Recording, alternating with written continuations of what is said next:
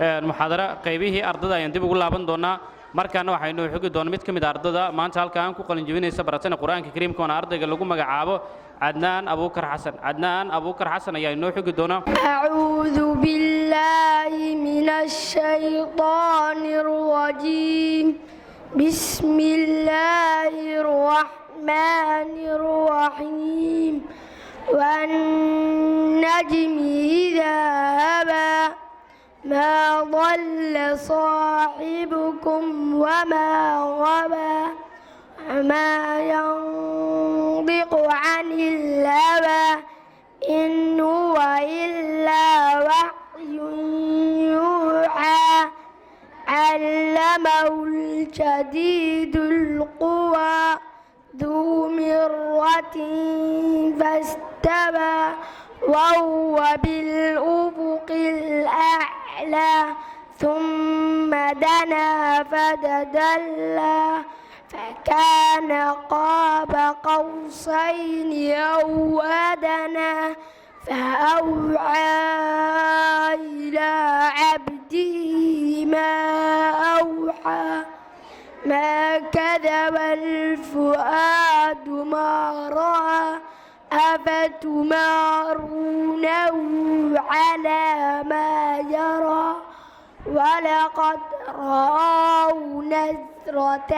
أخرى عند سدرة المنتهى عندها جنة المأوى إذ يغشى السدرة ما يغشى ما زاغ البصر وما طغى لقد رأى من آيات ربه الكبرى أفرأيتم اللات والعزى ومناة الثالثة الأخرى ألكم الذكر وله الأنثى تلك إذا قسمة ضيزى إن هي إلا اسماء سميتموها أنتم وآباؤكم ما أنزل الله بها من سلطان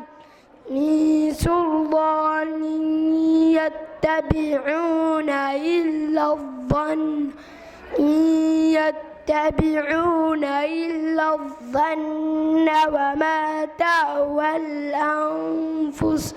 ولقد جاءهم من ربهم الهدى أم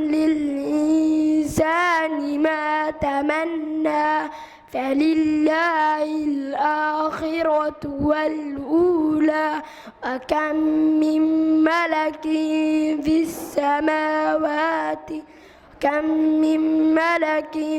السماوات والأرض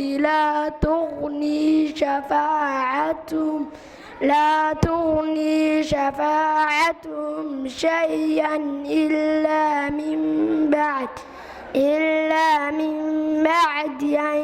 يأذن الله لمن يشاء ويرضى صدق الله العظيم. ardaygaas kamid ah ardada maanta halkaan ku qalin jabinaysa kamid ah ardada wax ka baratay macadka Imaamul Xarameyn oo soo saaray